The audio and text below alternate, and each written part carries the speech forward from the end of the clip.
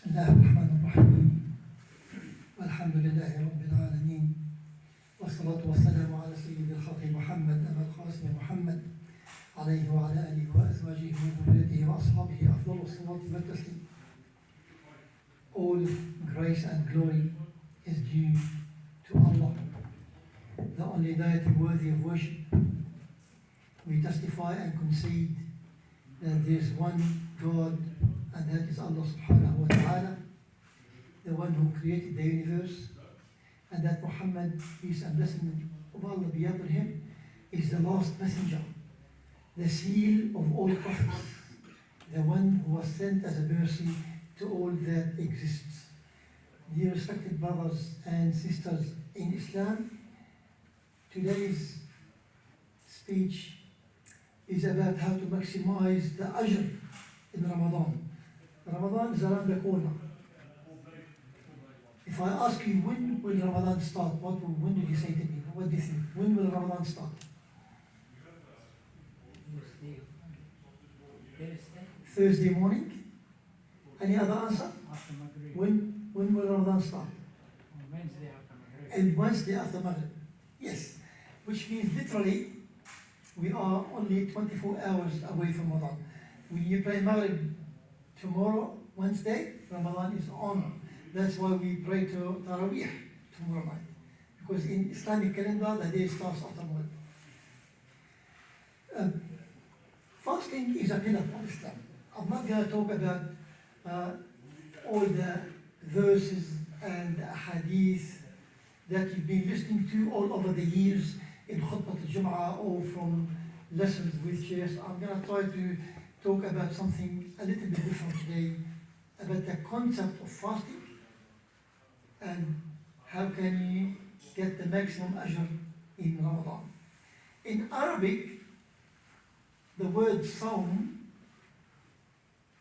or sa'im, a fasting thing, a fasting person, means refraining from eating, drinking, and even walking. That's why Arabs, when they look at a horse that start living in a stable and not eating, they will say a fasting horse. Khayrun sa'im. So the meaning in the language is to refrain from eating, drinking, and for those who are married, no sexual relation with their wives. And it has been a compulsory act of worship not only in Islam, but in all divine religions. Like Christianity, they fast in their own way. Jews, they fast.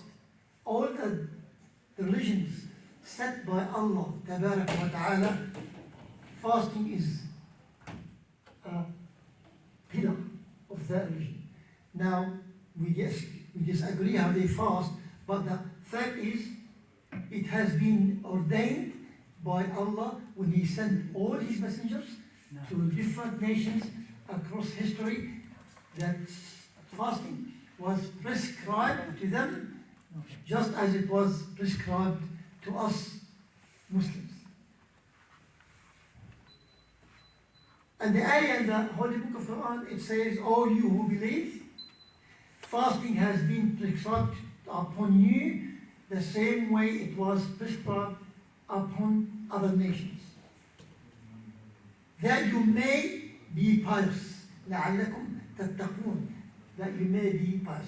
Protect yourself, be pious. Protect yourself from Allah's punishment on the day of judgment. Protect yourself from getting into the hell of fire." And the beauty of fasting is mentioned in a hadith by Prophet Muhammad when he said, "Every act the son of Adam performed is for the slave, for the son of Adam, except the fasting, it is for me, and I will reward it. كل عمل ابن آدم له إلا الصوم فإنه لي وأنا أجزي به." A hadith that Allah said to him to tell us, everything you do in your life is for you. Prayer is for you. Paying zakat and sadaqah is for you. Going to Hajj is for you. But when you fast, it's for Allah. The reward comes from Allah directly. Now imagine with me, I'll tell you the story first. I think you've heard of Harun al-Rashid. Harun al-Rashid was the Amir al-Mu'mineen about 1200 years ago. He was the mightiest governor on earth. He was the mightiest ruler on earth at that time. At his time, the Abbasid Khilafah spread from China to Spain, from Russia down to Zanzibar in South Africa. Half the world was under his rule. And he used to look at the cloud, Harun Rashid, he used to look at the cloud and say to the cloud, you can go wherever you like, wherever you go.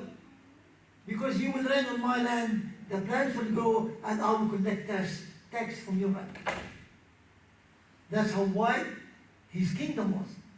And yet Harun Rashid was once walking with his entourage in Baghdad, and he saw a group of kids. The kids, when they saw the entourage and the Khalifa on his horse, mighty Khalifa, they ran away, except one child. He did not run away. And Harun Rashid was bewildered. Why didn't he run away like others? So he called him. He said, boy, come here. Why didn't you run away like your peers? He said to him, why should I run away from you? I did nothing wrong. And Harun even loved it more. He's looked like a brave boy. I said, all right, you're a very brave boy.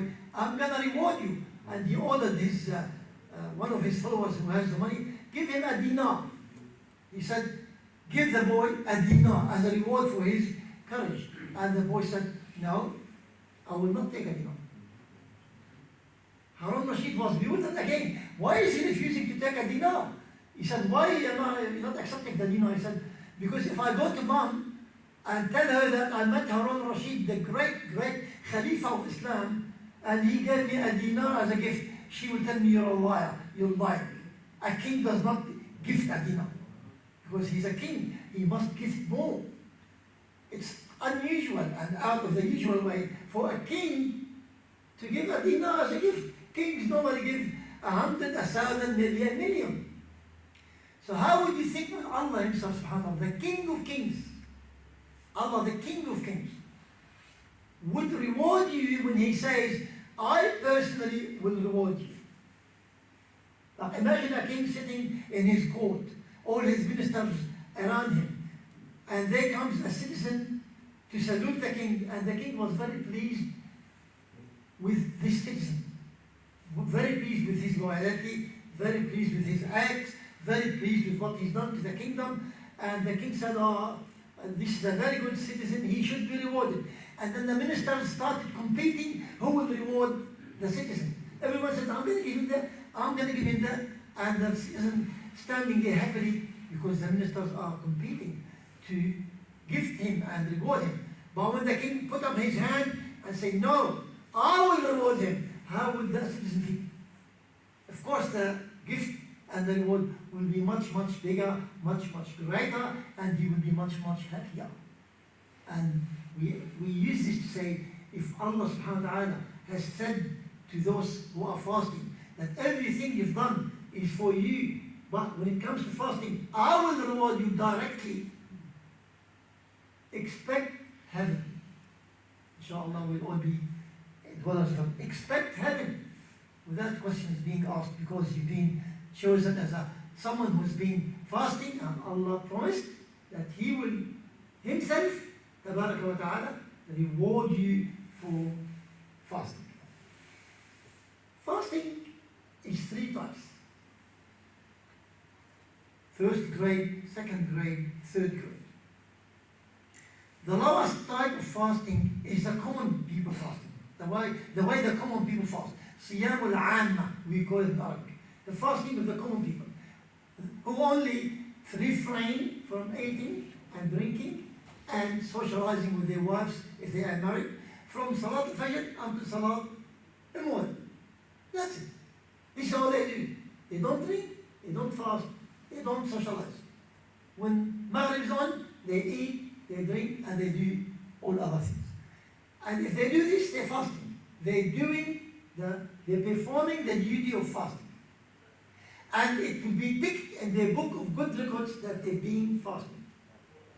But there's a difference between fasting and getting the ajr of fasting. Some people fast, and their books for fasting will be ticked, but they don't get ajr.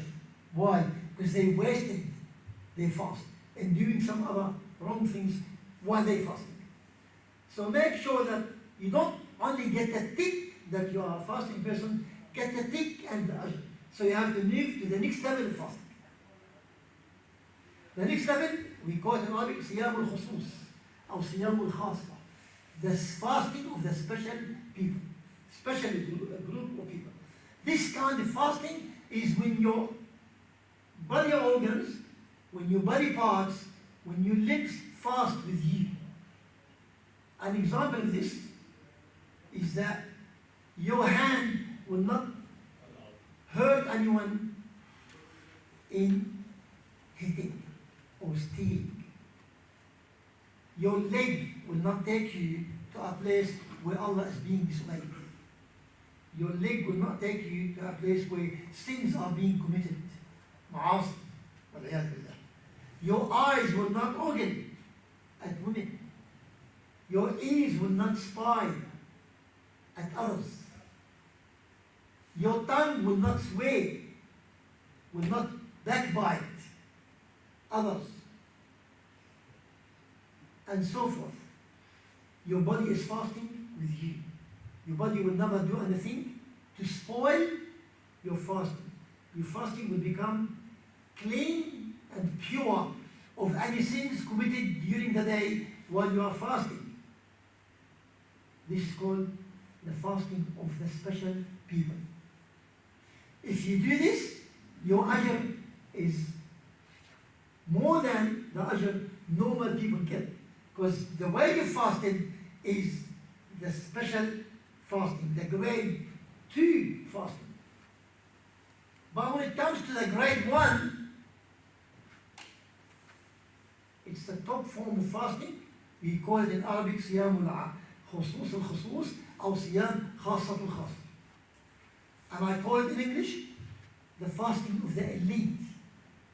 See, we have common, special, elite. Elite, you know in English, the word elite are the chosen ones, are the very highly qualified ones, are the ones who are equipped with everything they need, that when they want to perform something, they perform it perfectly. Their mark will be 99 out of 100 or 100 out of 100. Full mark, the elite. And there is something called the fasting of the elite. Which sort of fasting? You're refraining from eating and drinking and socializing. Your body parts are fasting. But with this one, your heart is fasting. Your heart is fasting. Your heart is completely connected with Allah subhanahu wa ta'ala. You are not in this world. You're out of this world. All day, all you do and all you think is dhikr, tasbih, tahleel, takbir, reading Quran, performing act of good and act of goodness, helping, goodness fighting evil. If somebody talks to you, they will notice that you are drawn away. Why? Because you are there with Allah subhanahu wa ta'ala. Your heart is fasting. You don't think of any worldly matter. You don't think of any life worldly matter. You don't think when the food will be available, I'm hungry, like the common person when they fast. You don't think of the water, I'm thirsty, like the common people fast. You don't think of, what should I do today? Where am I going to go? What did that man said? But no, you're on a different altogether. And to these people and the way they fast, their fast is broken when their heart started thinking of worldly life, thinking of the events of the day, worrying about the events of tomorrow. They're not like this. This is the elite fasting. And if you can do this, of course it's a bit harder than the fasting of the special people. It's the hardest way to fast. You need to be a strong, determined, well-determined Muslim to be among those who will be elite while you fast. But it will come perfect. Your mark will be 100 out of 100. Your ajr will be fully achieved in fasting. How to achieve this? I can give you a little bit of hints. The best way is, other than praying, other than zikr and tasbih and tahleel, other than reading Quran, other than doing sadaqah, helping the poor, other than all this, which you know, I assume, we've been listening to this all the time, i'tikaf, isolation. When you isolate yourself, whether in a masjid or at home. Why? I'tikaf, you are not communicating with people during the day. Because when you communicate with people, you're going to be talking to them. They're going to be talking to you.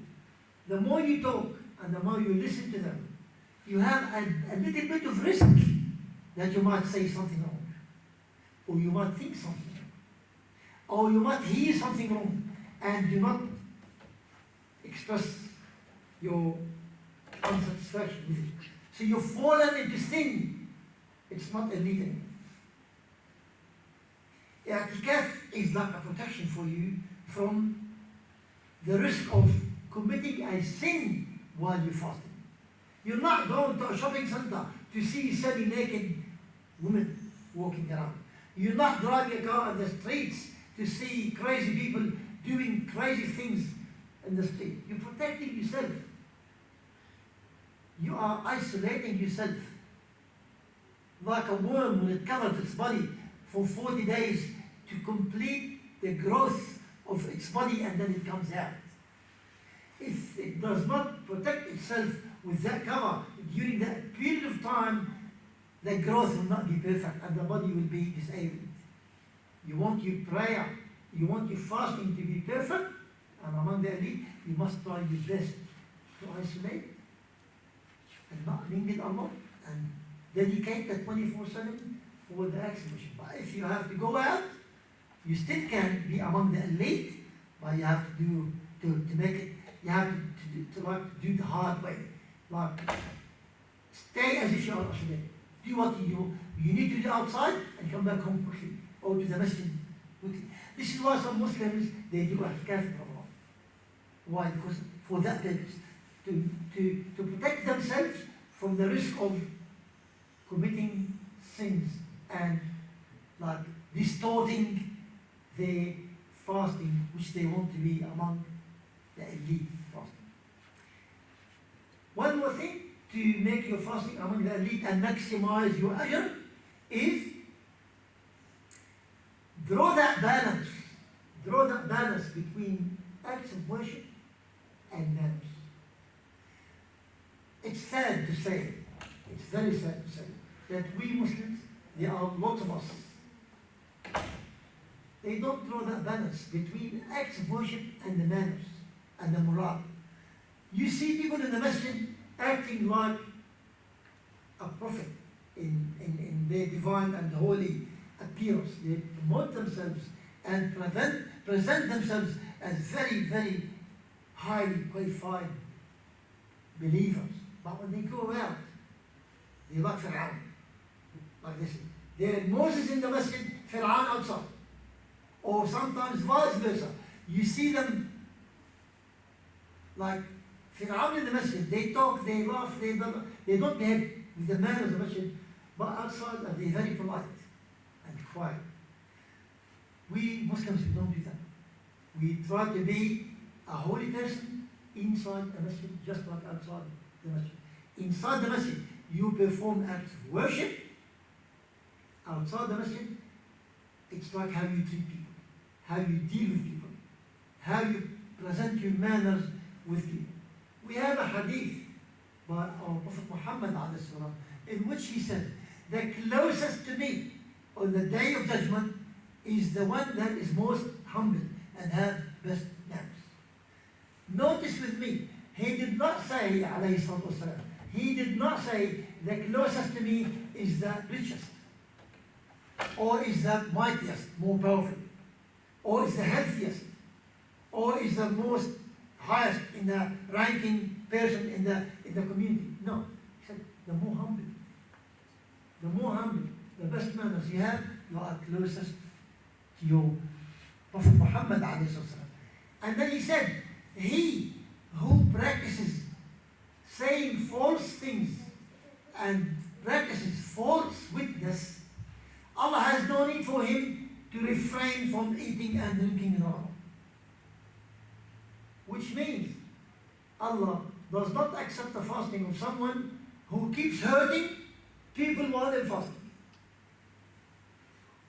Swearing is hurting, backbiting is hurting, spying is hurting, ogling is hurting, hitting is hurting, stealing, walking to someone in the purpose and the niyyah, the intention to hurt them is a sin. All these acts which are evil, they are acts of evil, they are sins.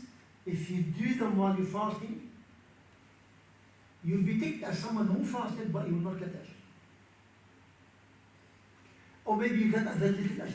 It depends how big, how large is the number of sins you committed on that day.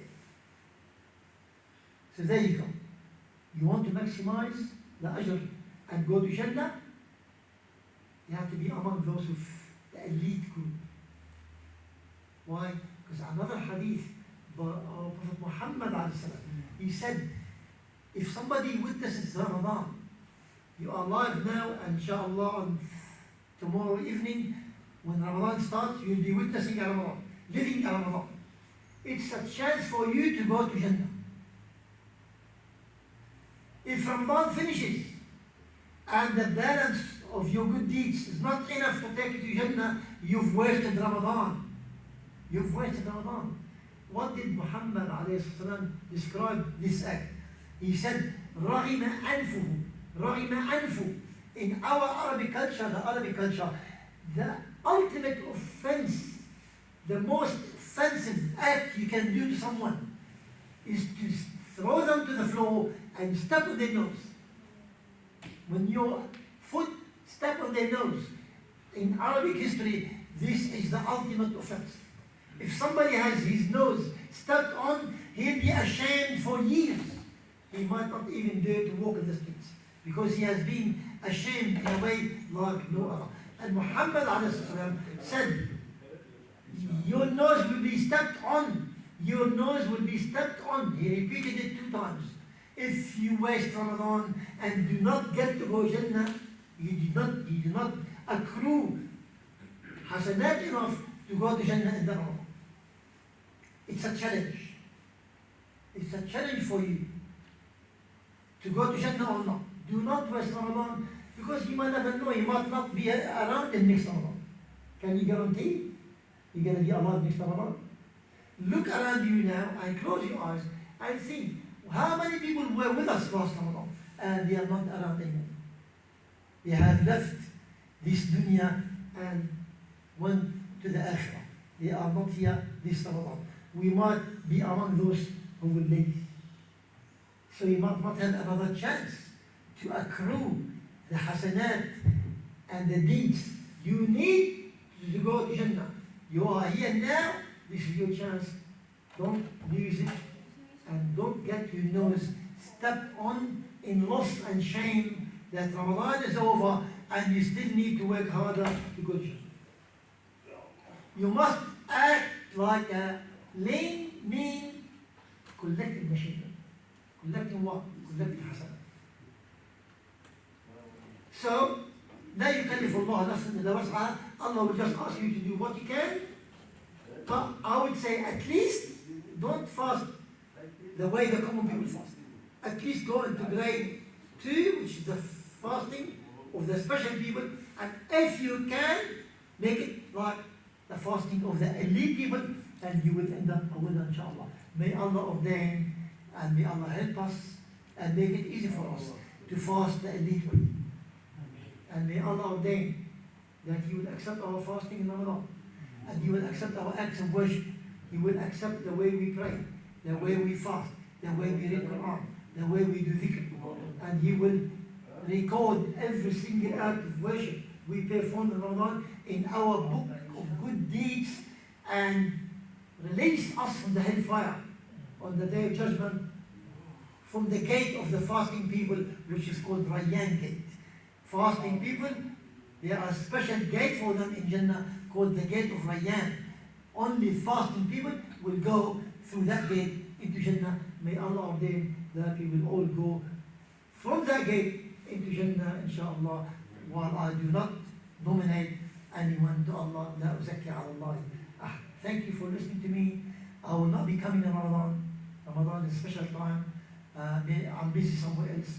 But if I don't come, I will see you, inshallah. Otherwise, we'll see you after Ramadan, inshallah. Do dua for me as I will do dua for you. And do dua for all Muslims and for the nation of Islam to prosper in Ramadan and exit from Ramadan a prosperous nation and a victorious nation. Wassalamu alaikum wa rahmatullahi wa barakatuh.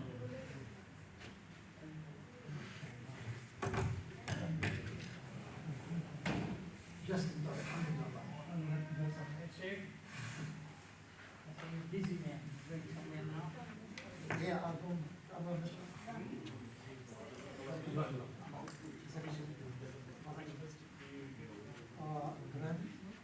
I mean, into town hall, into Friday or Friday sometime, Masjid al-Man first. I'm the founder. Sam first, 20 the Avenue Ground. You know where the police station in London? It's Ajr. We fought the council for 5 years. No, for 8 years. Because we bought it as a church. And then we went to we have fought them 8 years until the war. And it's a mission. And we called it after the Sahabis and that. Yeah, I am, but I don't mainly lead prayers because there are people who are better than me in that regard, but I do lectures and seminars and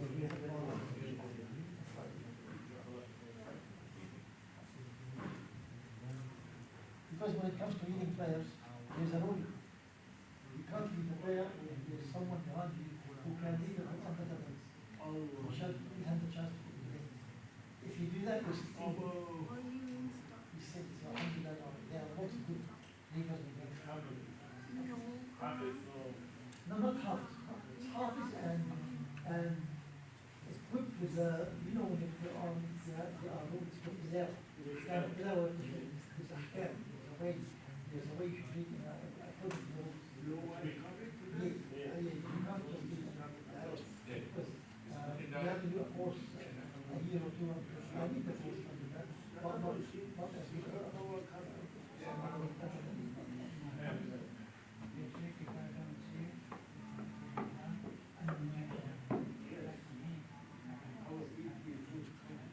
Yes, there's a way to do it.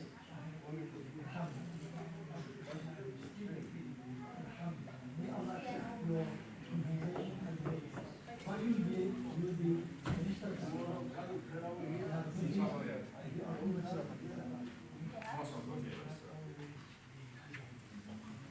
you have some people who deserve to be helped and rotate for you.